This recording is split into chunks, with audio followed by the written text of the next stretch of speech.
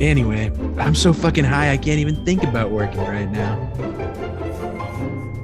If you're hearing our voices, it means it's time for It's This Meets That, the podcast where you watch the worst movies from trailer to end credits scene by scene. So you don't have to, but maybe you should. I'm Russ. I'm Jared. Yeah, so... Oh, this movie. Yeah, so here we find ourselves. Upset. So upset. A lot of upset.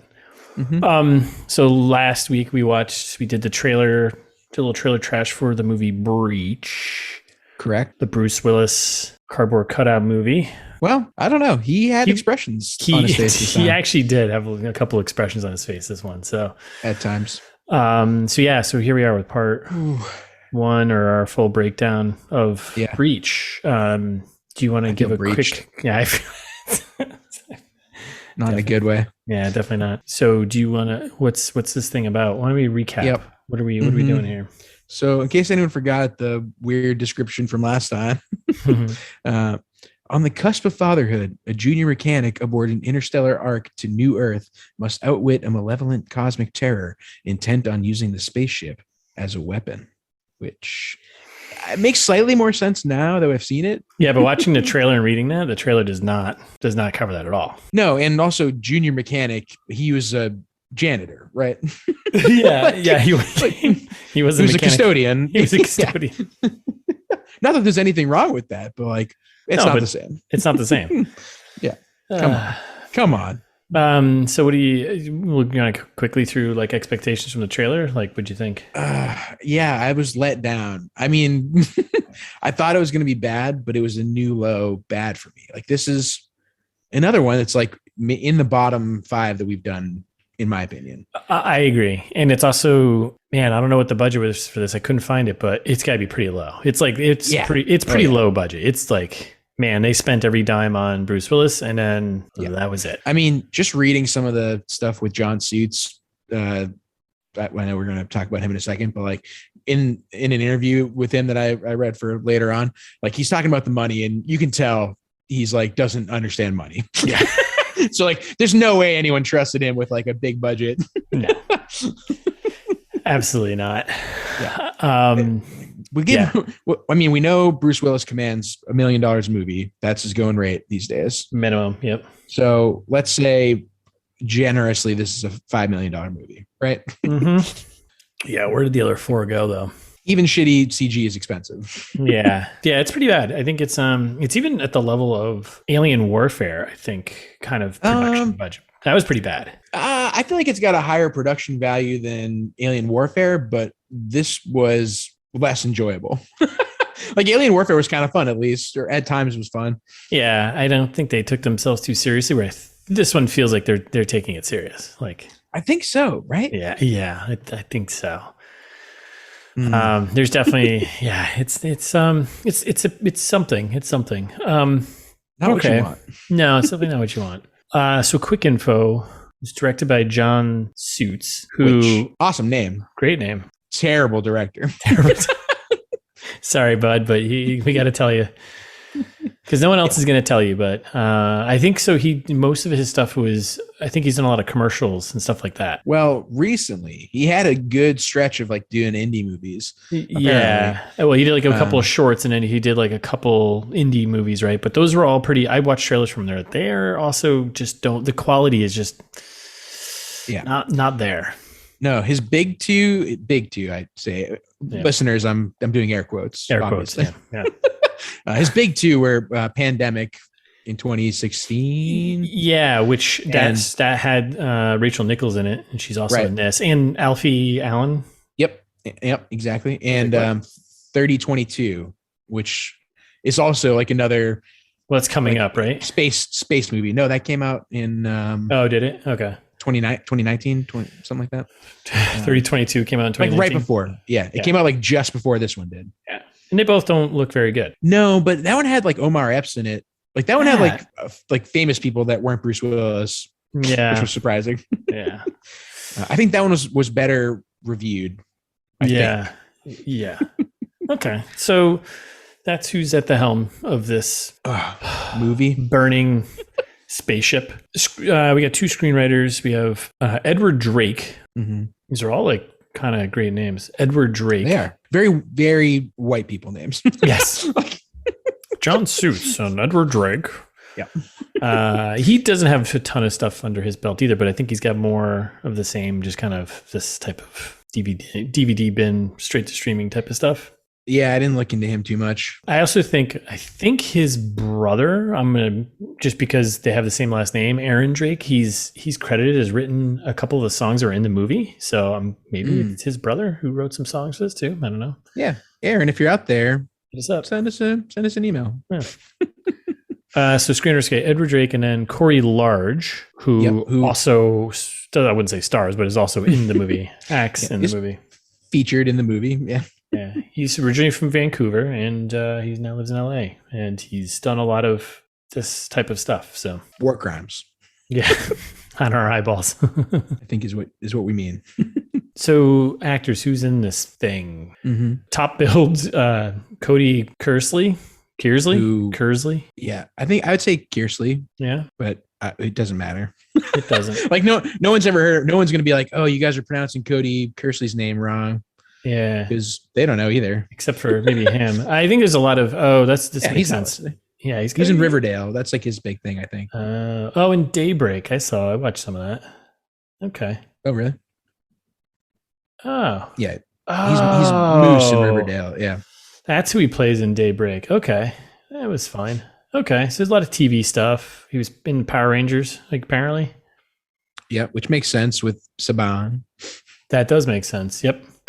So like a lot of TV and then this and Power Rangers, and that's it. So yeah, it sounds like they kind of just like, I mean, I'm sure this is how casting goes for a lot of movies, but it sounds like they really just slapped it together. Like they're like, oh, hey, John Suits, we got Bruce Willis, and we got Cody Kearsley, who obviously, like we can probably get some other people. You in on a movie right now? And he was like, yeah, guy, hook me up. What's crazy is that he was born in 91, so he's 30 years old, right? Yep. He's 30 years old, and he played a high school kid in Daybreak, which came out in 2019. So he was 20. I mean, that's 28 years old. I guess that kind of goes for it, right? That's pretty common. Yeah, I guess it is. It's no Tobey Maguire playing like 16-year-old Peter Parker in his mid 30s or whatever. Like, oh my god. So who else we got in here? So we've got obviously Bruce Willis. Mm-hmm. So Cody Kearsley, he's kind of like the main. I guess he's the hero. Yeah, he's the hero, right? Are you supposed to be? Yeah, he's the junior mechanic, right? On the cusp of fatherhood. Yeah. Yep. His name is Noah. Character's name is Noah. Bruce Willis plays Clay, who's the head janitor. Yep. Yeah. Well, recently demoted. Yeah. To head janitor. Yep. Rachel Nichols, who plays Dr. Chambers in Doctor Strange. Friend of the pod, Rachel Nichols. Yep, she's in a few movies we've done already. Johnny Messner. I know she's good. Yeah. Johnny Messner. Yeah. Yep. We've seen. I've seen like a couple of movies with him, but yeah, I don't think we've done one of him yet. Yeah, so he plays a character named Blue, who, I mean, I don't know, I guess he's kind of important, but then we got Corey Large. Superman character. What are you talking about? For a little bit until he dies. I guess, yeah, he does. Yeah, he sticks around for a bit when he's a zombie or whatever. Yeah. All right, let's keep moving here. So Corey, we're fucking lingering on stupid shit. So Corey Large, who also wrote this epic saga, he plays the smuggler, doesn't he? Does he play the smuggler? Is that his? I have no idea. I don't know. Is that him? Yeah, Lincoln. Yeah. He plays the smuggler. Who's Lincoln? He's the guy smuggler? What are you talking about? He's the guy from the beginning who smuggles them onto the ship, the stowaways. Oh, okay. Yeah. All right. So he's in it for like 1 second. He comes back later for like a half a minute, and then he gets eaten by an alien who jettisons off on the escape pod. Right. Okay, he's that guy. Okay. Yeah, same guy. Yeah. Then we got Thomas Jane, who's Thomas Jane. And then some fun ones here, side note roles, cameos, whatever you want to call them. Sure. Our boy, Sven Temmel, from Hard Kill and 10 Minutes Gone, is in this. It's a good pull. Couldn't find him, but he's in there somewhere. Like, I think he's one of Bruce Willis's best friends. Must be, right? Yeah. They must be BFFs. Mm-hmm.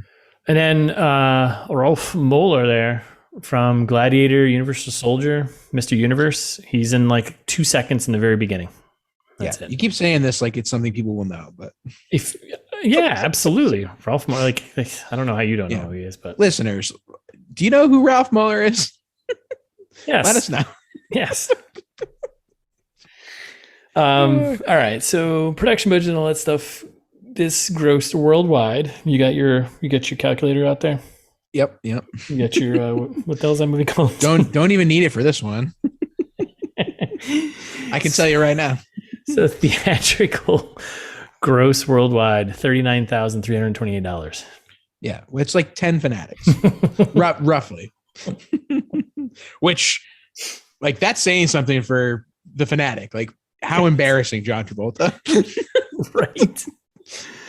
Wow. This movie did like 10 Fanatics. I did like 22,000 in Russia or something like that. It's like, wow. Okay. Yeah. Unbelievable. Estimated DVD sales. You ready for this though? Yeah. 509,000. Yeah. That one's like 1,300 Fanatics. It's so many. So many Fanatics. Doesn't make any sense. Okay. So that's it. That's quick info.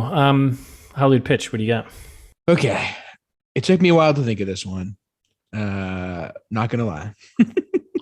Yeah, this one stumped us actually. It's a pretty obvious, like there's some obvious things to this one, but yeah, it was too easy. Because it's the problem. The movie's not original at all. Yeah, right, exactly. Yeah, I believe John says it's an homage, Russ. Right. So, have you seen The Deadly Spawn, which is half of my Hollywood pitch? I haven't seen either one of these. Okay, The Deadly Spawn, 1983. Oh, horror, like a alien horror, basically trying to like capitalize on alien popularity at the time. Right? So premise here is there's like monsters who are in like little pieces and kind of like in taking over people and attacking stuff, and then like people are under attack. They kind of infest everything. Like the main characters are all getting hunted down by these creatures, and then why I'm picking it especially, they think that they've eradicated them, and they're like, great work, team. And then at the end they're like, oh, what's that rumbling sound? And then turn around and the mountain like stands up, and it's a giant version of the monster that they've been killing all the tiny ones the whole time. Which is exactly what happens in spoilers. That's exactly what happens. It's literally the same thing. It's the same thing. This movie does not have an original bone in its body. Not a single one. No. So I say it's The Deadly Spawn meets now I'm going back to my usual wishful thinking. Yeah. Meets Parasite. Not a movie, the anime series. Parasite. Yep. Which basically the premise is there's like a race of aliens that come to Earth and like take over people's bodies, but there's this one that like doesn't get to fully take over is his host body, and so they share, and by the end of the series, the parasite has taken on a little bit of human characteristics like love and sacrifice, and learned a little something about humanity in the process. And I would like to think that this movie could have gone that way. Like, what if the parasite alien could have just coexisted? Been friends with people and not wanted to eat their throats. Yeah, there's a lot of character development in between, but yeah, of course. All right, that's good. I like that. That's good. Yeah, thanks. Yours is good because it focuses on the parasite, the kind of the creature. Alien, the creature taking over bodies and stuff like that. So mine's all right. What do I say? So mine's it's Alien Resurrection meets Knocked Up. Okay. Yeah, go on. I mean, babies are kind of parasites, right? Which before you start, Alien Resurrection is the only.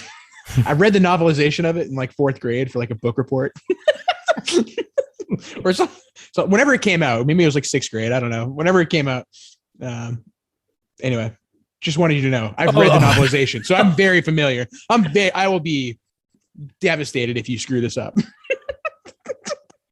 Everyone's favorite Alien movie. I was going with it because it's the worst of the Alien movies. Of course. Yeah. And it's just saying Alien or Aliens is a little too on the nose, I think. So going to Alien Resurrection because it's really terrible.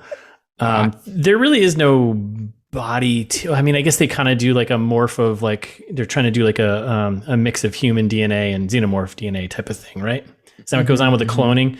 Yep. Which I'm not going for the that aspect of the pitch here. I'm not going for the body invasion, because I was like, I could do like, it's Aliens meets, Invasion of the Body Snatchers, where like these creatures are taking over human bodies. Classic. Yeah, right. But that just all seems too on point. So I'm throwing Alien in there because, one, obviously there's alien creatures and they're trying to do some. They don't really take over human bodies, but I mean, they do. They do, right? I haven't seen the movie in so long. They definitely do. Yeah. Okay. I thought it was more of like a mashing up of human DNA though, like the DNA. It wasn't like the aliens take over and like. I mean, I guess they do. Right. I guess they do actually, right? They face huggers. Yeah. Whatever. Depends on what your definition is. Listeners, let us know what you think. But I think the other thing about the Alien Resurrection, though, isn't that the one at the end where the ship is headed towards Earth or something? Yes. That okay? So that was kind of like the key thing, because in this movie, the aliens are trying to get the ship to go back or head towards New Earth so it can basically take over, right? Exactly. So that's what it's kind of going for, and the sci-fi aspect, the space stuff. Meets knocked up because two things in that one. One is because this whole thing kind of kicks off with our hero here, Noah Cody, who looks just as doofy as Seth Rogen does in Knocked Up, but he knocks up the Admiral's daughter, basically. Right. And his whole thing for this whole movie is him trying to save parasite with a tiny parasite.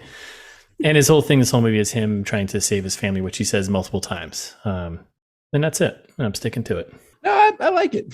Yeah, it's not my best. It's not my best work, but I don't think so. I thought that was good. Good direction that you took it in. I like that you went in a different way than I did, and you didn't take the easy way out, which sometimes you do. I do. Sometimes I go for like, this is what it is, right? Like this could have been Aliens meets 28 Days Later. This could have been Aliens meets Invasion of the Body Snatchers, right? It could have been any one of those things. So. Oh yeah. Sometimes you got to think outside of the Hollywood pitch, right? Mm-hmm. Think outside the bun. You got it. All right, so that's good. Fast facts. You wanna do these? Start on these because you pulled these. Yep, I did. So only a couple of like actual facts here, and then a couple of nice interview quote pulls, like I like to do from time to time. Yeah, quote pulls, love it. So speaking of Johnny Messner earlier, when we were talking about how I think I've seen him in a couple things, but we've never done one on the pod. This is the 4th Bruce Willis movie that he's in. So okay, we're bound to do another Johnny Messner movie. So it's Bruce, Johnny, and Sven here, who are all buddies hanging out. It seems like it, because he's also got 2 more in the docket right now. That's crazy. So Cosmic Sin, which I think came out. Did it already come out this year? Yeah, that's already out. That's on. That's actually on our list. Right, Johnny Messner in that, and then Siege, or American Siege, which I think is later this year. Maybe. Yeah, that could be on our list too. Probably. I doubt it's gonna be good. Oh, I'm sure. I think they're like this new, the new Bruce Willis $1 million shit specials. Pumping them out. Yep. Yeah, just pump them out. So yeah, the other ones don't matter. Don't watch those other movies either. So apparently this movie had a title change. Yeah, I saw this. Yeah, originally called Anti-Life, and then for whatever reason retitled to Breach. So John Suits, when asked about the title change, goes, "I'm not always privy to those conversations." So it's called Anti-Life. Now it's called Breach. I don't actually know why. Thing is, people who are much smarter than me make those decisions. So I'm just like, cool. Which I think I really respect. I don't know. I'm not sure. I don't know. I don't know. I'd be like, John, come on, man, stand up for your title or whatever, like. Right. I mean, like, it does sound like they just like grabbed a director and they were like, yeah, you've done movies. Like, here, have this one. You know how to turn on a camera. Yeah, right. Exactly. And, this came out last year, 2020. So presumably, maybe Anti-Life was a little too COVID oriented for people, even though this is like a plague movie either way. Yeah. Yeah. Okay. I could see that. Okay. I don't know. So then, also randomly asked, so did you see like the Die Hard commercial? Yeah. The battery commercial that came out on the Super Bowl. Yeah. Yep. So John Suits did that. He directed that. Yeah. Yeah, apparently. And so they asked him in this interview, would you, do you think there's a new Die Hard in the works? And would you want to be attached to that as a director? And he goes, yeah, I'd put my name in the hat, but I don't think anybody else would. Ruthless. Hey, I guess at least he's a little self-aware, somewhat. Yeah, somewhat. But like at the same time, like you're still making Bruce Willis movies, so how much better? Get off your high horse, John Suits. Yeah. Oh my god. So unsurprisingly, just another quick fact: this movie was shot in 15 days, which isn't super short, but isn't like you could make it shorter. You could shoot it quicker if you really wanted to. Yeah, it's 2 weeks in a day, Yeah, but pretty short. That's very short. That seems to be a pretty common thing too amongst the movies we do, right? They're short. They're shot in these super small windows. Like I think wasn't Speed Kills done in like 12 days or something stupid? I don't know. Like yeah, and exactly. You can tell and you can see it. It's like okay, there's no time to like. Yeah, maybe it's just my perception is clouded by the movies that we do. We're like, 15 days, like that's pretty long, I think. Geez, they really put a lot of work into this one, huh? I mean, I think good movies take a couple months. Allegedly. Oh my god. Okay. So what I was alluding to earlier about John not understanding money, but actually kind of understanding money, which I appreciate a little bit. I guess he's like, does not like to take the angle of overpromising anything to his investors. Yeah. So apparently, so when I started raising financing, I actually would often start by saying, all right, imagine you're flushing all this money down the toilet. Are you still okay with this? Because if you're not, then you should not invest in my movie. Oh my God. I feel like it was like his partner or anyone else in that room would be like, are you fucking kidding me right now? That's his opening pitch. That's what he would use as his opening pitch for trying to get money from producers. So then people are like, all right, well then I'm okay with flushing this amount of money down the toilet. Yeah, and that's it. And then here's your budget, which is $0. Yeah. Here's like $5 million. That's probably okay. He's like, yeah. And this is where in other places around that quote, what really lead me to believe that he doesn't understand money. Because he's like, yeah, like imagine if they gave you like $500,000 and then expected you to make 500 million off of it. Like that would be really unrealistic. So like I try to make it more realistic. I'm like, who's giving you $500,000 and telling you to make 500 million? It's not how any of this works. Oh, Jesus Christ. Oh, Johnny. Okay. So Rachel Nichols also did, like, there's actually a surprising amount of interviews that I saw that people did around this movie. Like, why? Yeah, like I think it was and this maybe something we should do. Yeah. So I feel like it's like seems relatively easy to get in touch with people who are in these shitty movies. Yeah. Well, we could probably talk to them. Like all of these interviews are on real sketchy websites. They're just like, oh yeah, I got a chance to sit down with Rachel Nichols for 10 minutes and on Zoom and like go through a quick few questions and like they write a big blog post about it or whatever. Yeah. So anyway, Rachel Nichols talking about what drew her to the role. It's working with John again. I mean, based on his responses to the last like couple things, like, he sounds like a pretty laid back, like, whatever kind of guy. I mean, he seems like he's pretty laid back, but he maybe isn't the brightest bulb in the box, but yeah, I guess I'd have a beer with him. Yeah, I'd have a beer with him. Yeah, it's like what people used to say about, W. Yeah, that would be that's how we get to war in Iraq, Russ. By supporting John Suits. By supporting Suits, of course. Okay. Yep. Sorry. Anyway. So yeah, talking about working with Bruce Willis. These ones, it's like a little long, but I had to. This is the last thing. Yeah. Just because there's so much talk, and I feel like we've talked about it recently about Bruce Willis like being kind of a dick on set and like not being easy to work with, right? Yeah. Yeah. Like I feel like this movie was like the Bruce Willis rehabilitation tour. Like they're trying to, like everyone was just like, oh yeah, no, Bruce is super nice, like really, really easy-going, laid back, really easy guy to work with. Yeah. So Rachel, on working with Bruce specifically, apparently he's really, really nice. He was great with everyone in the crew, not just the actors. He created a great mood on set. He's very funny. He pulls pranks and he'll go off script and do insane things, but he's Bruce Willis, so he can do whatever he wants. Nervous laughter. I feel like it gets a little sinister at the end, but oh my God. Like I don't, what's this? He creates a great mood on set. I don't know who talks like that. I don't know. I mean, you're also not going to shit on Bruce Willis, right? If you're co-starring in a movie with him, right? Because and no one shits on anyone in these things, and unless it's like 6 months later and like the movie bombs her, and they're like, then the stuff comes out. But Rachel Nichols is arguably the second most famous person in this movie. Like she's in Alias, and she was on Criminal Minds for a little bit. Like she was like in stuff. Yeah. Yeah, absolutely. She worked with like Jennifer Garner and she's like knows working with people. I feel like if anyone could shit on Bruce Willis, it'd be her. It'd be her. Yeah. And she's like, oh no, he pulls pranks like a crazy old man. You're like, oh, that's sounds like uncomfortable. I don't know. Oh, Bruce. He's just Bruce being Bruce. That's Bruce. That's our Bruce. Like, I can't imagine this. Like the way that everyone else has described him and all the other things we've ever read are like, he's just like he sounds like a jackass. Yeah. He sounds like a curmudgeon kind of asshole.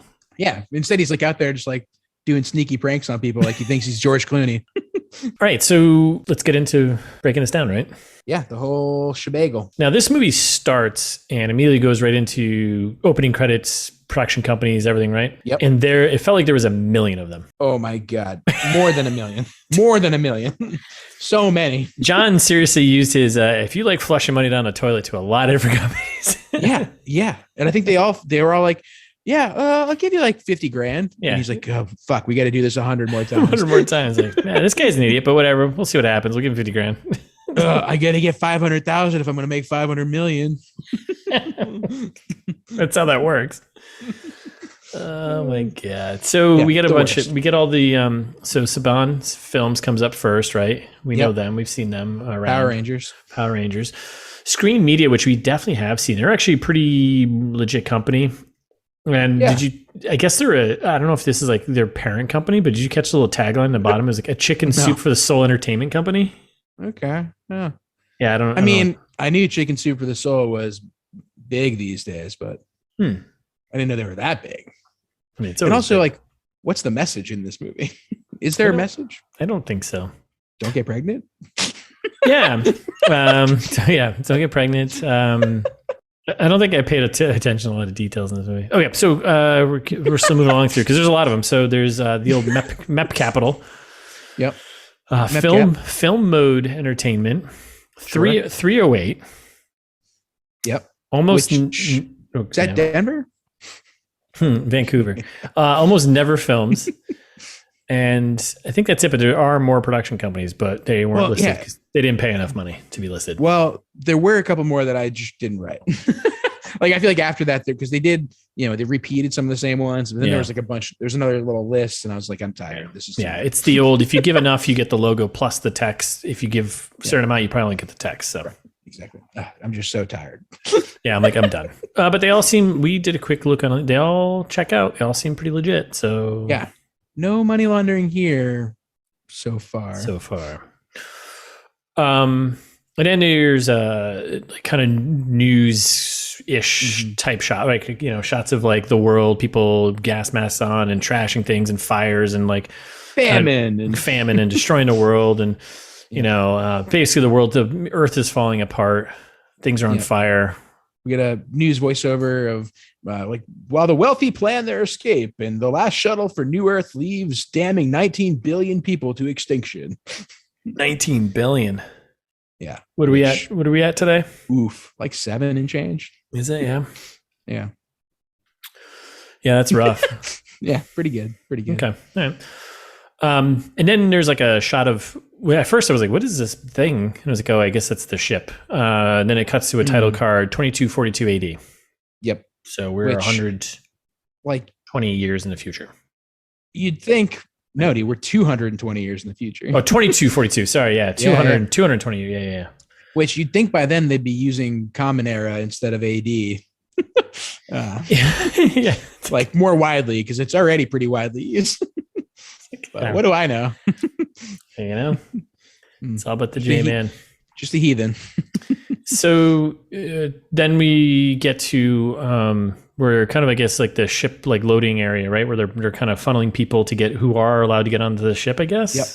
Yeah. Which is weird because they said only the rich were leaving, but this definitely looks like a bunch of poor, dirty people who haven't taken a shower in like, a week. It's like I think the rich are also now poor, dirty people. Oh. That's how bad it's gotten, Russ. Wow, that's bad. 2242. That's gross. Okay. And I love the long live to the rebellion graffiti on the wall. It's like, this is very heavy-handed. Yeah. And it's like setting up a little bit of a nod to something later on. Yeah. Oh, it's like, I mean, that's half the plot at the beginning. Or yeah. Yeah. Yes, it is. It could have been. It could have been. Yeah. And ended up being accurate. Yeah. But anyway, we get that. So, yeah. Now we've got a guy who I guess is Cody Kearsley. Yeah. So it's a scene from the trailer where it was like the creepy dude with the lady, and I was like, "Who is this creepy guy?" And it's like, "Oh, that's our hero." That's Cody Kearsley. Yeah. Oh, I didn't recognize him. Oh wait, I never recognized him. So they get this plan where they're sneaking onto the last ship. Girlfriend is pregnant. We don't get her name yet, but she's pregnant. I don't think, at least, but her name's Haley. Nope. We'll just call her Haley. Yeah. So she's pregnant, and she's like, stick to the plan. We got a plan to get on there. And they've got the Corey Large, who is a co-writer of this. He's kind of trying to smuggle them on there, right? Yep. And there's some scuffling in the line as they're going about because, everybody's got to get on this last shuttle, shuttle. Everyone's trying, right? So we get the voiceover from the launch lady announcing that the ship is taking off in T-3 minutes.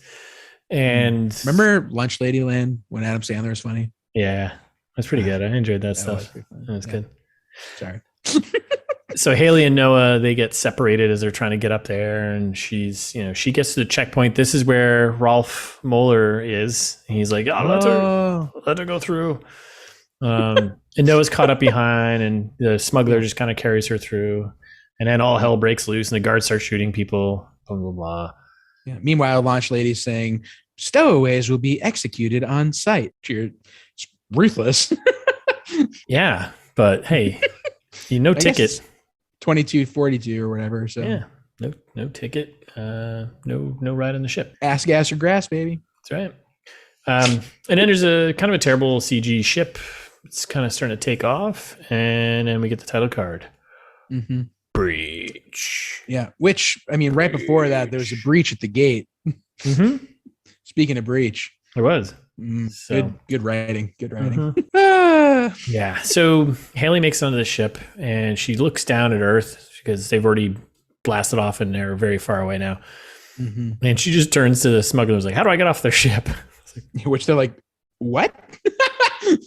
You don't like what? Go get frozen with everybody else." Yeah. Oh, but this is supposed to set up her looking at and finding the escape pods. Because they use the escape pods at the end. Oh, okay. Stupid. Yeah, pretty stupid, right? Yeah. And then we get to, so it's kind of moving pretty quick. And then we get to, everybody's supposed to report to cryo. They're doing announcements. That's right. All passengers get to the cryo chambers. Right. And then we get to Thomas Jane, right, doing his in full aviators, doing his speech. So it's basically from the trailer, right, about the trip. Yeah. Blah blah blah. What is he doing right now? Yeah, I don't know. He's doing like a Wolf of Wall Street thing. Kind of. I think and I said in the trailer, I was like, man, I really hope he kind of leans totally into this. And I think he kind of does. He kind of leans into this derpiness, and it's okay. I'm okay with it. It's not good, but it's no. I think it's still like too serious to be funny, like truly funny. Like right now, it's like, oh, what a weird, interesting choice, and it does break up the moment to make this movie slightly more enjoyable. Yeah. But it's not good. No, not one bit. And then Noah comes. Oh, good. I was during his big speech here. I love the old famous last words. The worst is behind us. that he ends that with. You're like, okay, well, we'll see how that plays out. Yeah. We'll definitely see how that plays out. And then Noah just shows up. Ta-da! He made it. Haley, I made it. She's like, oh, great. I thought we were separated forever. Like, nope, all good.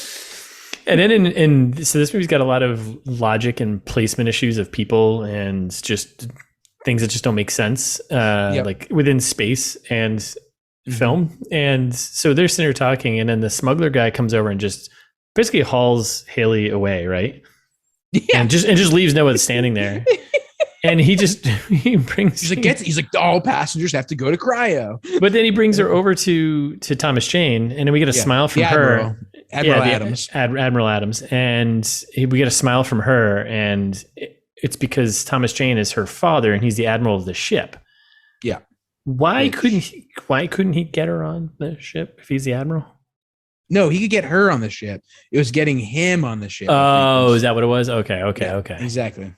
Well, the smuggler, though, smuggled them both on, didn't he? Well, right. But then the smuggler kind of didn't get credit for it afterwards. Yeah.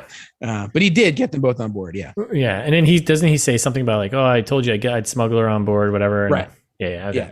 And he was like, cool. And also the way that they say Admiral later in the movie and the way they talk about him, I don't think it's like he's just like the admiral of the ship. I feel like he's like an important that's political figure, right? Like, yeah, he's an admiral of that's what I thought, right? I mean, yeah, like they make him out to be like a almost like a dictator general kind of thing. I don't know. At one point. And then, so they're sitting here talking, Admiral Adams and daughter, and then Noah just shows up again. It's like he was like standing right there, and he just walks over. You're the dead man walking who knocked up my unmarried daughter and made her drop out of West Point while he's ripping a fat stogie. You're like, wait, what? Such sweet exposition there. You can smoke in space? Yeah, man, happens quite a few times. Not the first time, I know. Yeah. And then she defends this man right in front of Noah, and that's that. Yeah, he helped me get on the ship. Yeah. Okay. Cool. But the West Point thing's important, so she can handle herself, right? Isn't that the whole? I mean, it's not like the way that. Yeah, it is because of that, but like there's so many other ways they could have done that. Yes. It's like you said. Yeah. It's just super heavy-handed exposition, and it's so far removed from when it's relevant that like it doesn't, like you wouldn't remember that unless you were doing a podcast about it. And you wrote it down. Yeah. Like when she goes to use her defense skills, it's an hour and 25 minutes into the movie. And it's like, one scene. It's like one blip of a scene. Right. She went to, I had forgotten until we just read this sentence here that she got into West Point. Yep. Anyway. Yep. This movie's that good. Yeah. So then Noah and Haley, they go to the cryo area, which. Yep. Okay. Did this room look bad to you? Yeah, it looked kind of dumb. So it looked like, so it's the shot from the trailer where I think we were both like, where are they? Like in a warehouse or a cryo room, where where all the people are being stored. Yep. And with the background, it looks like they did someone did like a really bad drawing, printed it out, and then used that as like a matte painting of background. And they're just like walking towards it. And it was just like, this doesn't look good at all. Oh no, it looks like the future, Russ. Yeah, it's pretty hard to describe like how bad it actually looks. But it's just bad. So they're in the cryo room hanging out, and she's like, well, I didn't tell Daddy about you because like I didn't want him to dump you out the airlock, which you're like, Jesus Christ, like that's I guess that's a fitting punishment. Yeah, that's what happens if you're a stowaway. They said apparently, it, so. yeah. Does she mention something about a mission or something? Yeah, she's just like, oh, good luck on the mission, because that's what he was smuggled on board to like be part of the crew. It's just the mission of getting safely to New Earth. Yeah. Okay, and then nothing else really seemed all that important, I think. And then she makes a funny choking in the cryo chamber joke, which gotta love that. Hilarious. That's good, hilarious. Yeah, she's a keeper. Yep. And then she's cryoed up, right? Yep, frozen forever. But then, so it's really tough to keep up with. There's a few key rooms they're in, but it's like they're in corridors, cafeteria, security, and stuff like this. But sometimes it's just like bounces all over the place, and sometimes just like you're in various spots. So I'm kind of going with that. So now it's like the next couple things. Yeah, just like various parts of the ship. So everyone's getting to the cryo chambers. Then we get some sketchy dude doing something to a keypad that does something to some black tube thing on the wall. Or some kind of sabotage, perhaps. It always comes back to black goo, right? Goo. Exactly. It's goo. Juicy goo. And then like there's something on a screen that says processing. And then they're like, okay, well, 100% of passengers in cryo. Let's go to hyperspeed. Power up the reactor. Fire it up. So, all right. So I got some questions here for you. Sure. All right, so Noah straps in, and we basically get the stuff from the trailer with a little extra. Bruce shows up. He's doing some hugs with his boys. Hey, what's going on? So we got the crew that is like staying awake to basically maintain the ship while it travels to New Earth, right? Yeah, he can say fuck now because it's not the trailer. That's right. And then he does this whole thing with Noah of like, friendly advice, get the fuck out of my seat. And he punches some son of a bitch in the face. Yeah, whatever. It's all good, right? Yep. And then everyone grabs their seats and they strap in, and then they kick into hyperspeed. Can you just do that? Can you just sit down and be in hyperspeed? Like, would you not? Would your insides, your body? I don't know. Like, I guess it's science fiction, so right. It's like Star Wars. Going into. I guess so. Yeah. Right. It's same principle. But that's fantasy though, so that's fine. It's not science fiction, really. All right. Well, go warp speed then in Star Trek. Right? It's just bad. Well, yeah. I guess that's true. Yeah. But I know what you mean. It's like it's dumb. The thing that was dumb to me was they're like countdown to quantum jump, hyperspeed commence, and then Bruce Willis like cracks a beer. That's the part that got me. Because like, okay, yeah, sure, you can like sit in your seats and do whatever, and then Bruce Willis cracks a beer and starts drinking, and you're like, wait, what? He was drinking this entire time because he's got a flask of the entire movie. Yes, he's definitely wasted while they were filming. I think maybe that's why it seems like his personality and no, do we think Bruce is a drinking problem? Maybe. Hey Bruce, if you need a helping hand, sponsor, shoot us an email.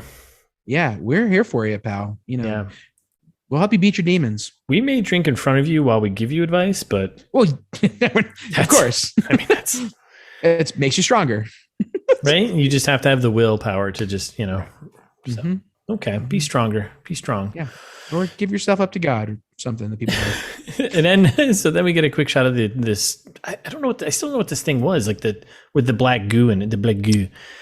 It just cracks right during hyperspeed. It cracks. Yeah, just get a little crack.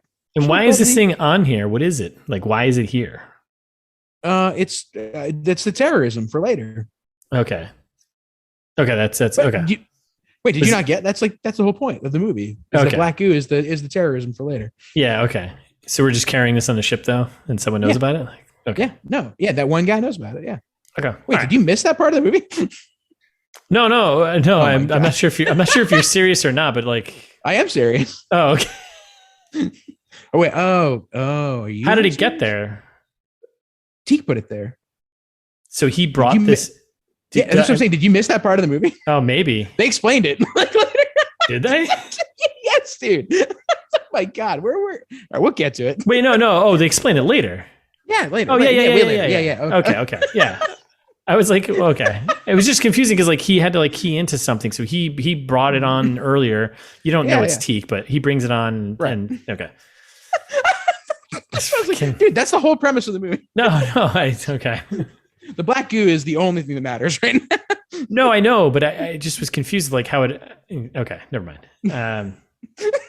Yeah, I fucking hate this movie so much. It's so stupid. Like there's no logical sense to it. It's all fucking ridiculous. No, I mean, also like I agree with you that the distribution method of this is stupid. Of like, why is it on a wall in a glass case with like whatever? Like I think that's what I was getting at. I was like, why is it? Yes. It seems like it was like brought on the ship on purpose, not for nefarious reasons, but like it was part of like inventory or something. You know what I mean? Like it's part of the supplies. Like that's what it felt like. I was like, this is I don't. Why would you bring an alien parasite on board? Yeah, I was like, as part of your luggage. What? I mean, I know they explain it later, and I was like, oh, okay. But at this moment, I was like, this is really, it's very disjointed. Anyway, so then we get some science talk, quantum dilation, and they talk about how 30 years have passed, and basically everyone on Earth. Wait, no, can we slow this one down for a second? Because yeah. What do you got? Because it made me so mad. Yeah, what do you got? and I love the dialogue here. So they get out of hyperspeed. Mm-hmm. Guy goes over, pukes in the corner. So we get from Noah, whoa, what happened? Not Bruce Willis, some other guy. It's been 30 years. Wait, so we're 30 years older? No, meatball. It's quantum release time dilation. It's been 30 years on Earth or whatever. Obviously, dummy. Of course, meatball. You fucking meatball. We should start calling each other that. Fucking meatball. Fucking meatball. And he's like, so wait, if 30 years have passed on Earth, everybody's dead, right? They're like, yep. Like, look on the bright side, serving pancakes today. And then that's the scene. I'm so mad. There was like no drama in that at all. It was no. People saying stupid things to each other. So you said 19 billion people died just now, right? Yep. Gonzo. Meatball. Like, guess what though? It's pancake day. It's quantum release time dilation, of course. You fucking meatball. Oh my god. Like I hate that the things that they picked and choose to make futuristic in this movie. Like that's one of the things. But then so many other things are like wildly archaic, like the weapons that they're using for 90% of the movie. And I don't know. Yeah. Like this is 240 years in the future, 220 years in the future. Like they probably have cool stuff. They should by then, I would hope. Not just I would hope. Stupid God, I don't know. Yeah. Think of human progress from like 1909 until now. Like we have planes. We have supersonic planes. Like that's bonkers. Yes. Yep. 200 more years? Yeah. We'll either be dead or something awesome will happen. Or both. Yeah. Something awesome will kill us. Yeah, probably ourselves, right? We'll probably build something cool, and that's cool. You can only hope. Oh man, we're so doomsday on this podcast now. Mm-hmm. Okay, so it's this particular movie. It is, yeah, it is this movie. God, we need to start doing more rom-coms late in the movie. Sorry. Yeah, where's man? I need what's her face? Kate Hudson. Yes, thank you. I love Kate Hudson. I miss Kate Hudson. I do too. We'll get her back. I wish she was in this. Yeah, she'd make it better. And Garcia Gale. Whatever that guy's name is. I love that guy. He was in that movie Old. Yeah, he was great in that. Fantastic in that movie. Did you see it? Yeah. Okay. In the theaters. I invited you. You're like, no. Oh, yeah, that's right.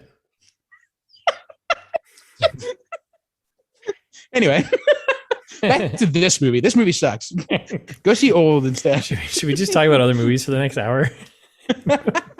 No, we have to do that. What would Ben do? Oh, man. Okay. It's for Ben. It's for Ben.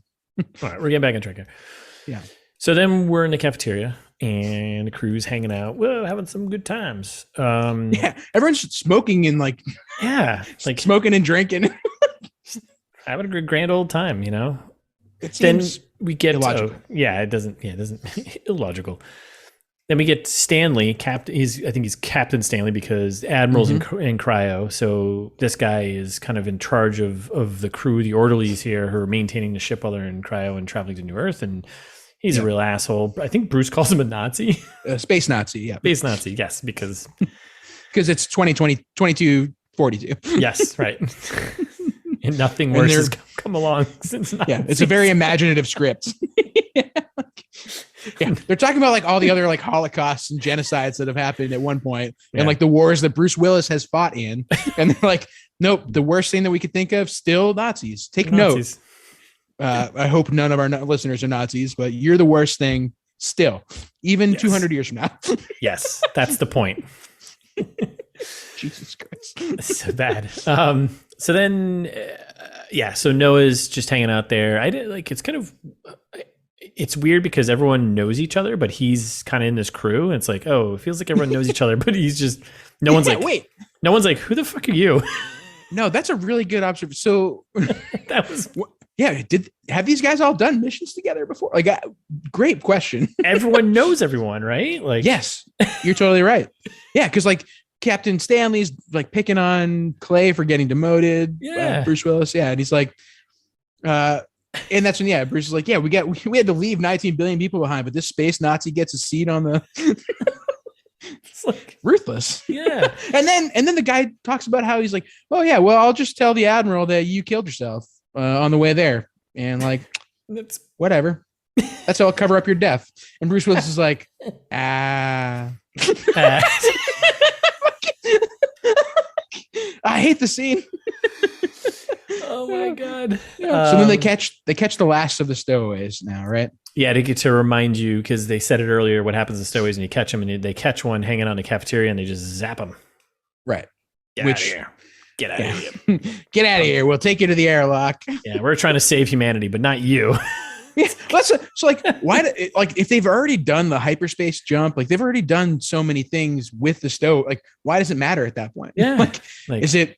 It's not. It's clearly not like a realistic space mission where NASA's accounting for every gram that's on the shuttle, and like whatever. Like this clearly isn't that. No, absolutely not. No, there's room. Like, yeah. So like, why does this guy matter? And it's about saving humanity, and you're now killing humanity. Yeah. Boot this asshole. Yeah. Like, toss him out the back.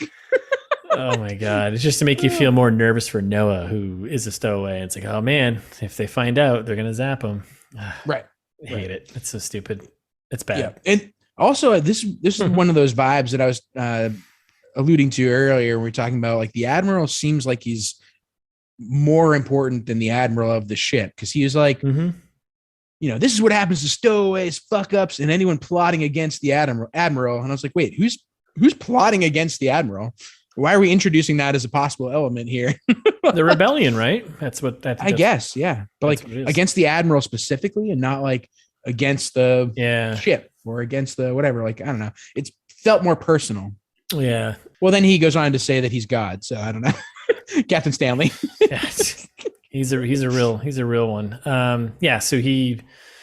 don't know, you got some more notes on this than I do. I kind of moved on, but no, I did not. I could not move on from the scene because it was upsetting. So he's like introducing himself as God, calling engineers monkeys, which I didn't really get. Like, because he's like, oh yeah, you like the janitors, like catfish. Yeah, he's basically doing like roll call, and he's like, where are my docs at, or where am I, and so we see, okay, so Rachel Nichols is there's the medic, so we know Rachel Nichols is the medic. Got it. Okay, that's one way to do that. And then who are my cleanup guys? Who are my monkeys there? Heavy-handed. And then they end. The way they end the scene, I also was upset about it because it's just like. Then he just like walks away. Like he kind of ends his roll call and he's like, all right, let's go. And then Clay just goes, motherfucker. Gets up, walks away. And then the camera just like lingers for like another like 15 seconds. And you're like, wait, why? And then we get like a little bit of alien vision for like 2 seconds at the end of that. And it cuts the scene. I'm like, why did you do this? And the alien vision. I didn't. So I guess the goo is around and can see. Apparently the goo is sentient now. But you can't see the goo. I guess you can't see the goo. I guess the goo is just on the ground. It was an event or something, I think. I don't know. Yeah, it's also tough to introduce something like alien vision and use it only twice, and then it kind of disappears, I think. It's never used again. Once it takes over a human host, I guess, it goes away, which, okay. Right. I'll buy that. The thing that makes the least amount of sense with the goo is just how long it takes. Like, so because they're constantly like, I don't know. I would chalk it up to like suspending my disbelief for the sake of the movie or whatever. If they weren't constantly reminding us of the time, Like that's the thing that like really kills me, because now like the next scene starts with T-minus 171 days. So like we know it's been exactly 10 days now. Yes. Since they first launched. And the goo has done nothing. The goo's done nothing. Yes. Yeah. Why am I covered in goo? Yeah. Like the goo, like spoilers for what's ahead, like the goo doesn't do anything until we're 80 days left. Yeah. Like there's another 100 days. Like halfway through the trip, right? Yeah. Like there's another like 3 months and change where nothing happens on the ship. Why? Like, why wouldn't you accelerate this if you're the movie? Oh my God. And then we kind of do, right, the next couple scenes. So we get the alien point of view. And then it's just Noah kind of walking around, finds his quarters, whatever. Yeah. And then him and Bruce are bunk buddies. And of course Bruce they are. Of course. And Bruce is just being a jerk. Hey, Papa Clay needs his beauty sleep. Ew. Well, and then I love, like, that's the end of that scene. Noah just stares at him. He goes, Papa Clay needs some beauty sleep. And then Noah goes, Jared's doing a perfect Cody Kearsley here stare. Yeah, that's pretty good. It's pretty good. And then it just ends the scene. Yeah. Like, okay, and scene. And scene. Like, I think John Suits like fell asleep for a minute and was like, cut. But next setup. Where were we? And then we kind of jump into kind of a mashup, because we go into the cryo room and then it turns into like a cleaning montage. Right. Well, it's a cleaning and drinking montage. I see you wrote that. Yeah. So it's Noah in the cryo chamber talking to Haley. She's sealed up. I don't think she can actually hear him. And then we get our introduction of hologram Bruce. Oh man, hologram Bruce. Yeah. Well, a slight bit of exposition before that. Yeah. Your mom, the plague probably got her, and everyone else. You're like, oh well. That was easy. It's also like, what happened to my mom? I told you this already. I told you were sleeping, but I told you. I did tell you. So you can't tell me that I didn't tell you. You can't wake up a few days from now and tell me that this is you don't get it. I explained to you exactly what's going on. Oh my God. And then we get the Bruce hologram. The best. Yes. And he just yells at him for being late for cleaning. Yeah. Like, okay. And then Sue shows up and real life Bruce yells at him to tell him to get back to work. Why is the crew necessary? Why is this crew necessary? I mean, you're going to need somebody to, like, apparently we're not far enough in the future, Russ, to do like a real what's the Chris Pratt one with Passengers, Jennifer Lawrence. We're not quite Passengers level future, so where like everyone can be asleep for the whole ride. You got to have somebody to maintain things. Right. I mean, in Alien they had Ash, right? They had the android, right? So, yeah, well, I mean, that was way in the past. We couldn't even imagine a future where everyone could be asleep, right? But it's just like, I would think in 220 years from now, we would have some type of, have mechanisms in place where like everyone can just go to sleep. We don't need a crew. We don't need a space janitor to right? mop up the exploded guy that's going to show up in a few minutes. Yeah. Anyways. All right. So it turns out you do need that to mop up the exploded guy. And we got one. Mm-hmm. So we get hologram Bruce, which comes back a lot later on. I have questions about how that whole technology works, but they didn't even bother showing off. It's the best stuff. Best part of the movie. Yes, because it just pops up and it's like, oh, Bruce head. Yeah, and he's just being a dick. Always. Turn left, dummy. Yeah. Then we get our cleaning and drinking montage, right? Yeah. So we get hologram Bruce say, hey, you're late for work, and then Bruce puts on some music. Which what is that song? I'm assuming that's Drake's, not Aaron Drake. Yeah, I think it's Aaron Drake's tune. Mm-hmm. It's a thing. It's so music. Yeah, he kicks the song on, and pretty much Bruce is just drinking while Noah cleans stuff. Yeah, for months. Like for actual months. Yes, because we burn all the way down to like 86 days left. T-minus 86 days. Yep. So like about 3 months of Bruce just getting wasted while Noah is cleaning stuff. Hilarious. Do we get the Moxicell yet? No, not yet. Right? No, not yet. A little bit later. Okay. So we got 86 days left to go to New Earth here. We finished the cleaning and drinking montage. So we're 19 minutes into the movie. Yeah. Like, and it's also like, again, you brought up a good point. Like, so it started at 170 days, right? To get there. Yeah.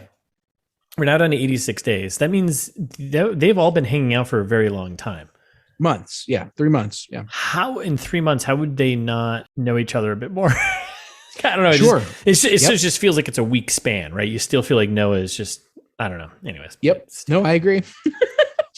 It's frustrating. Yeah. You got to think about the time thing there. Yeah. No, they didn't. Screenwriters. You got to think about that. They're just like, okay, we have this much time until Earth. Let's just make up numbers in between. Yeah. And then, yeah, you're right. So sorry, but I saw your note. So we get a ship corridor. Noah's kind of walking around. He spots some dudes being sketchy, doing some sketchy things. And he's like, yep. What's going on here? Hey, what's up? Which is like unnecessary because you're like, Noah, that guy's probably an engineer doing his job. Yeah. Like, don't you have a toilet to clean? Like, don't you have a grow up. vacuum? Like, come on, man. Yeah. Go mop somebody. Then it jumps to Stanley, Captain. I think he's Captain, right? Or we'll just call him Stanley. Stanley. Yeah, Captain Stanley. Yeah, he's Captain Stanley, right? And he's saying some shit about. He gives kind of clues us in that only the admiral has access to the reactor, right? Well, this is when we get like access denied from Launch Lady. Makes her come back. It's the ship's computer, I think, right? Yeah, it's Launch Lady. Launch Lady. Yeah, access denied. Access denied. Access denied. Like a bunch of times, and that's when Captain Stanley's like, "Who the fuck's trying to get in the reactor? Don't let me know that only the admiral has access to the reactor." Wait a second. That sounds suspicious. Yeah, but there's nobody trying to break in. No one there. So we get some creepy sounds. He's looking around, and like they're trying to build tension. I think we get a mild jump scare, but it's not really. I wouldn't even call it that. Yeah. Something in the vents. Yeah, this movie decidedly not scary. No. I mean, this one is of the least scary things I've seen. Yeah, we could have picked a better movie for our Halloween special, but you lose some, you lose some. That's right. There's always next year. Should have done Incarnate. Well, there's always next year. Yeah, that's coming up for you fans out there. Yeah. Then we're in bathroom, I think, right? And Stanley comes into the bathroom, and we got some weird lighting in there, and he washes his hands or something while Noah's scrubbing the floors. It's like, dude, do you have a mop? Why are you on your hands and knees scrubbing? Like, what are you, Cinderella here? Like, what is going on? It's like washing the floor with a toothbrush. Like, are you telling me 200 years in the future we haven't made a better Roomba?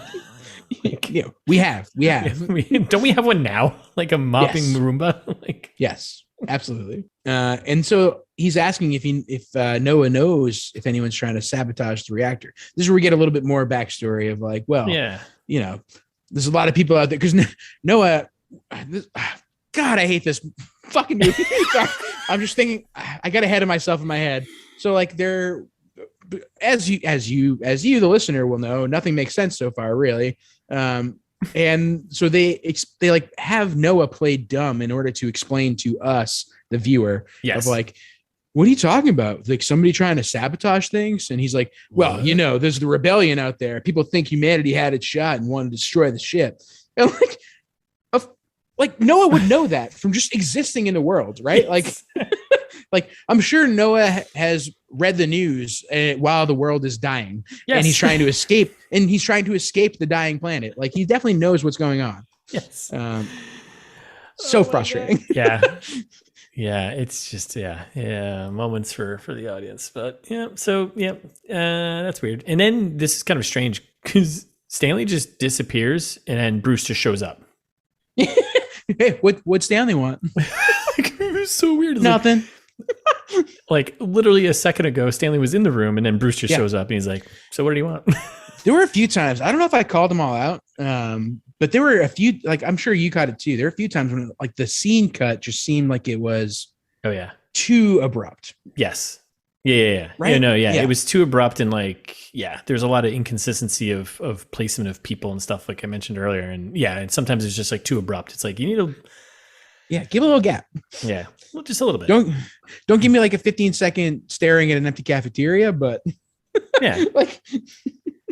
I mean, you could have like that scene. You could have even had Stanley and Bruce, like Stanley leaving, walking out, and Bruce walking in, and them having like a little, bump of shoulders to, right, because there's already a little animosity going on there, and then he could have walked away, and then Bruce could be like, "So what do you want?" Yeah, I bet practically what happened is Bruce was only was there for 2 hours. 2 hours. Yeah, I think that's. Yep, that's why he's like in weird angles in a lot of his stuff, and yeah. No, I think you're right. Holograms. Yep, hologram. He did it over he just recorded at home or something. Yeah. That's exactly what it is. I even wrote, I was like, who the fuck edited this masterpiece? By the way, John Suits did. Of course he did. John. I support you in your art, but like try harder, please. Just focus on one thing. Yeah, I'm really happy for you that you're making your living doing this, but it's awesome. Also, do better. Do better. Just do better. Don't be sorry. Just be better. Yeah. Russ and I are more than happy to give you, at least a couple hours of our time, I think. Absolutely. Speaking for Russ as well. Absolutely. Yeah, we'll give you some notes. We'll punch it up a little bit for you next time. Absolutely. We're here to help. And then this is where we get the big setup, right? The big setup. Yeah. Because Noah's cleaning the floor, and then this is when Bruce says, "Yeah, you need to use stronger chemicals. You need to use Moxicell." Yeah. This episode is brought to you by Raytheon. Raytheon. We're proud makers of Moxicell. Do you need that tile to disintegrate or clean it? Moxicell. Yeah. Want that school bus of children to never really have existed? Moxicell. Yeah. Are you looking to break bad and eliminate some human beings? Moxicell. So this is the big setup for stronger chemicals, which will... It's the only thing that matters. The only thing that matters. So then we jump to another room. I don't even know what room this is. And it doesn't matter. It doesn't matter. Yeah. Some drunk guys talking about the Fermi paradox. It's like nothing important, I think. I don't know. Was anything important in here? I didn't even catch that. We get another quick second of alien vision. Yeah, right. That's the only thing. I was like, oh no, alien vision. Right. Yeah. And it sets up the clearly the crew does not have their wits about them because they're all wasted all the time. Right. Then we're back in the corridor and Noah just walking around. We get more alien vision. More alien. Wrote some more alien vision. And then we're in some crew quarters, right? Yep. And we got dude drinking a beer, and we get some more alien vision, and then the beer gets knocked over. This is Blue. The character's Blue, right? No, this guy's not Blue. This is. You're right. Else. This is pre-Blue, right? Yeah. Yep. This is the first guy who explodes. So you're right. This guy's drinking a beer. He puts it on the ground. It falls over. We get alien vision, and it alludes that the alien snuck into the bottle. Well, it doesn't allude. It shows you the alien sneaking in the bottle. Oh, does it? Oh, I thought it was. It just goes like. I didn't even see that. I just saw the bottle fall over, and then I just saw the vision, and then he picked it up. I was like, "Oh, the alien's in there." I must have been writing a note, but anyways, probably doesn't matter. Yeah, they heavy-hand it just like everything else. They show you a little slug thing crawling in the bottle, and you're like, "Ooh, spicy." Nice. And then he takes a slug, and now you know. Mm-hmm. And knowing's half the battle. Yep. We're back with Noah in the supply room, and he's getting the Moxicell stuff. And Noah's kind of a klutz. Yeah, which if these chemicals are heavy-handed, what they say they are, yes. Yeah. That plastic container is not holding this shit. No. And also he would have grievous injuries from inhaling the fumes from this. Yes. His lungs would have burned out. Yes. So he spills it on the table next to him, and it melts a giant hole in the table. And then he reads the bottle and goes, "Oh, 1 drop per gallon of water." You're like, 1 drop? What? that bottle, those bottles should have the biggest warning label ever on them. Yeah. Being only touch with super duper gloves on. Make sure you have a mask on. Make sure you have goggles on. In a safe, some kind of safe environment, not this. Actually, you know what? Don't even use this stuff. Just use some good old fashioned bleach. All you're doing is clean the toilets. He's a stowaway and not a janitor, Russ. So he doesn't know what he's doing. It's true. He's an idiot. He looks like one too. Yeah. So Moxicell. There we go. That's the big. Just remember that, listener. Moxicell. So then a couple of guys, maybe engineers. It's that guy we saw earlier drinking the beer, and Blue. This is how we get Blue. Yeah. Smoking pot, presumably, or it's 220 years in the future. Maybe it's something cool. Maybe, probably not. I mean, they don't have better Roombas, and they're using Moxicell and not, Yeah. You're right. They're smoking pot from the dispensary, probably. And they're like, this is when we get anyway, I'm so fucking high, I can't even think about working right now. And they're like doing a little back and forth, having a good time. And then, our buddy who drank the beer is freaking out. Yeah. Because he's having some tummy troubles. Yep. Yeah. Get this man some Pepto-Bismol. And he's having the shakes. He's kind of convulsing a little bit, blah, blah, blah. And then his Blue gives him like, here, drink this. I don't know what it was. Or it was coffee or water. Like coffee. I think it was coffee. Yeah. And he's like, I think it's just heartburn or something, right? Yeah, what do you know? Heartburn. Yeah. And then explodes. Oh, it was pretty funny. It was pretty funny. Yeah. And he just like pops and just splatters black goo and everything else all across Blue's face. And it's like, oh, yeah. Nice. And Blue's like, clearly does not know what to do. Justifiably, Yeah. Oh my God. That's but my first thought was, oh man, Noah's going to have to clean that. With Moxicell. Yeah. Don't worry. No one cleans it. No one does. Just leave it. Just leave it where it is. All right. So then we're in the ship. I don't know. There's nowhere specific here. And we got Noah looking. It doesn't matter. We got Noah looking for Bruce. No one's around. He's like, Bruce. Well, say Bruce. Like, here's someone screaming in the vent, which is, I think, Blue and what's his face. Yeah. Exploding, but doesn't pay any attention to that. And then he's like, yeah, Clay, finish the floors. And then he's like, it's just so bad. And then he finds Clay in like a supply room, and it looks like he's building something nefarious, right? Pouring something into something. Ooh, ominous music is playing.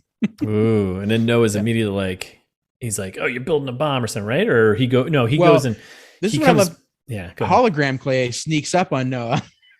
That's right. So hologram Clay appears behind Noah and goes, hey, that's right. And Noah's like, wait, I'm looking at you. I was like, this is what I think what you were getting at earlier. Like, how does the hologram actually work? Is the hologram sentient? Like, I don't know. I was so confused by this thing. So the hologram sneaks up on him. Clay tells him to sit down. He's like, sit down. Like, I got something to tell you, blah, blah, blah. And the guy's like, no. Like, we got to get out of here. And he runs away and he gets stopped down the hallway by Teak, right? Oh, it's Teak. Yeah, it's Teak. Yeah. And Teak, he's like, hey, what's going on, man? I saw Clay stealing jet fuel. He's making a fucking bomb. And Teak's like, is that true, Clay? And then like puts Noah in a headlock, and you're like, wait, what? Bruce is like, I think he said like Clay's like, just like grab him or something like that. And he grabs him and like drags him back into the supply room and cuffs him to like a gun rack of all things, by the way, a gun rack. You cuffed your guy to a gun rack with all the guns right there. Yep. Noah, and buddy, then, just turn around and grab a gun. And why wouldn't they just explain to him what they were doing? Like, what they're actually doing would take 1 second to say. And instead they make it into a big scene. Like, I get that maybe they're just bored because to spend months on a fucking spaceship. I don't know. It's possible. That's totally possible. Yeah. They could have just been like, all right, here's the deal. Don't fucking tell anyone. We're just making moonshine. Like, who cares? Like, who cares? Yeah. Noah doesn't care. Like, who gives a shit? But then they like torture him. Well, yeah, they kind of torture him a bit, and then so then they get back in the slide room. They got him cuffed to like the gun rack, which still blows my mind. And you got Teak, Bruce, Clay, and then the doc comes in. Rachel Nichols, she comes in, and then we get Ortega, right? Yep, she comes in, and they're all kind of hanging out there, and the doc is kind of messing with Noah and being like, "Oh, we're gonna have to like, this might get ugly, guys, whatever." Mm-hmm. I mean, they're kind of messing with him, right? That's the whole. I think that's really what it is. But still, but it's like, also he could have killed any of them.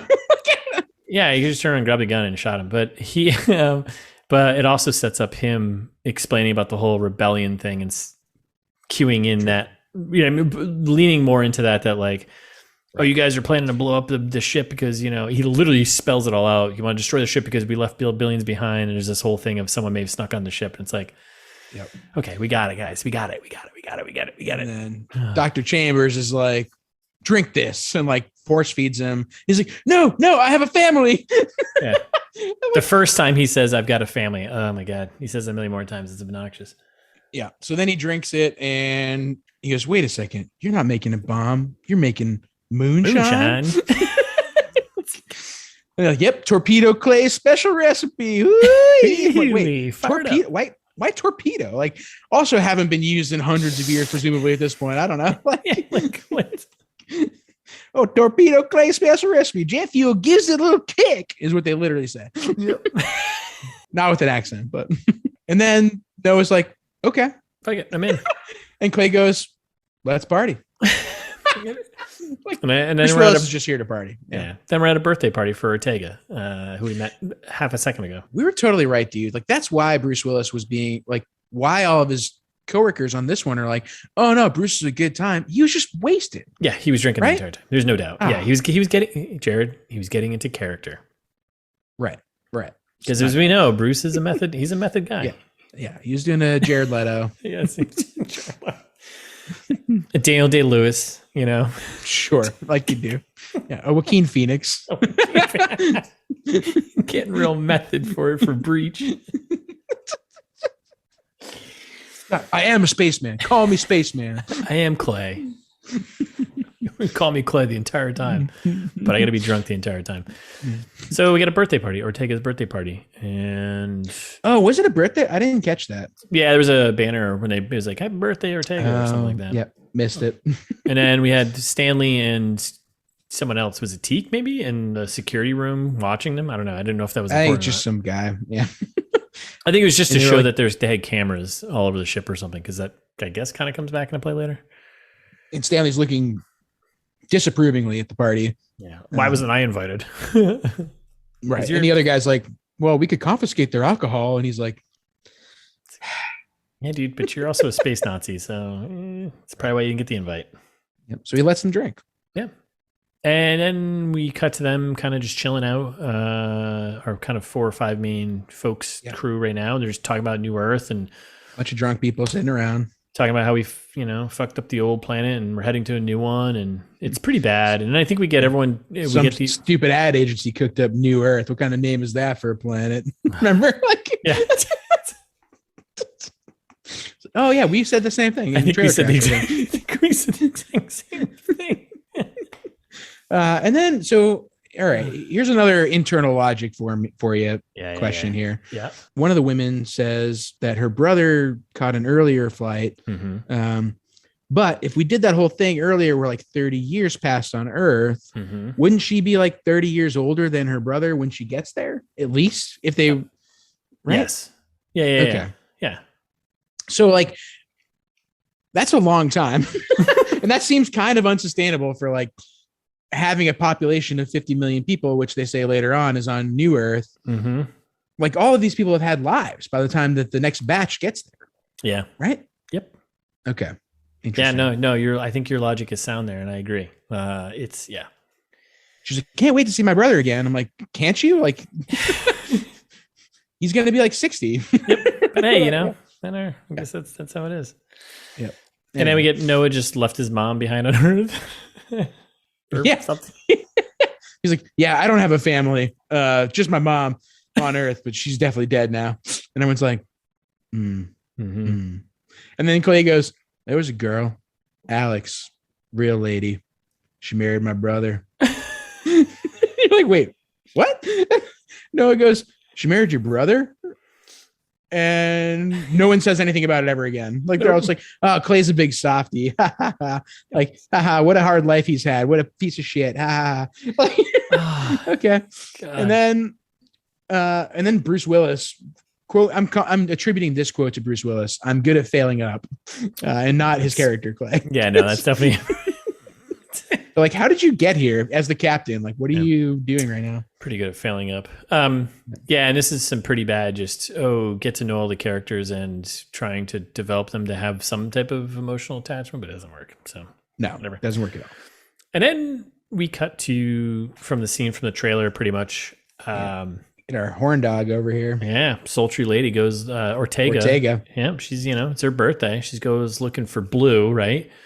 Mm-hmm. And looking for a little of that blue. Yeah. And there he is, just laser doing the. No, he's not even laser doing. He's just I thought he was standing there. They did that in the trailer, but then that's misleading because that's later on. That's okay. Yeah. Okay. So yeah, he's just standing there hanging out, and she's like, "Hey, what up? Where you been hiding?" Just standing there, and then he turns around. Yeah, eating her face like we wanted. He just bashes her. He does like a lot. Yeah, it's a little much. And then he just tosses the clearly a dummy doll just off to the side. Just like it was like comedic. It was like boom, boom, boom, boom. It was like, oh, 3's enough. Nope, we're gonna go for 6. 7 hits, 10 hits. Yeah, keep it going. Yeah, mashing her face into the wall. Yeah, it's great. And I don't think there's even blood showing up on the wall. It was all really, I don't know. It was really well, the scene was red. Like the lighting was red in the scene, so it was kind of hard. Yeah, okay, that's right. Okay, and then at the same time, she started screaming. The volume got so loud. This movie has audio problems too. Yeah, I noticed. I kept turning the volume up the whole time. I kept cranking up, and then when this scene and one other scene, it was just like unbelievably loud, and it was like her screaming. I was like, "Holy shit!" And then it was like I had to crank the thing up. So, sound, all you directors out there, sound is an important thing. Just make sure you get it right, because John, if you don't get the sound right, it sounds terrible. So, so she's dead, and then we're back with Noah, right? He's in some room with a computer. I don't know what room this is, and he's updating his assignment because earlier Bruce when they were all hanging out drinking, they asked Noah like, "Hey, what's your reassignment when you get to New Earth or whatever?" And he didn't know. Yeah.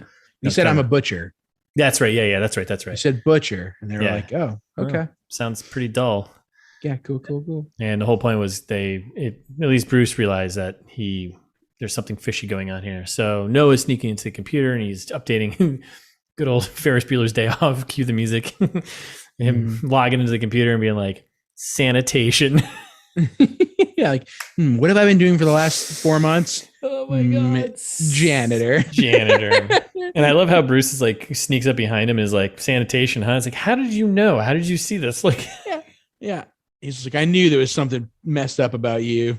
Yeah, and he pressures him to tell the truth, and then this is when we get that Noah says he's a stowaway, but that he's with Admiral Adams' daughter. And And Clay's laughing, like, you knocked up the Admiral's daughter? Are you suicidal? I didn't know. And he's like, his face is everywhere. And that was another thing that pointed me to like, this guy must be like a bigger character outside of the ship. Yep. Like, his face is everywhere. Like, what do we have? Posters of Admiral Adams all over the place? Mm-hmm. I don't know. Like, it seemed a little fashy. I don't know. And also just like another sign of like Noah's like the dumb character that everyone talks to basically explain everything to us. Right. Exactly. Yeah. It was like another case of that. He lived on old Earth. Yeah.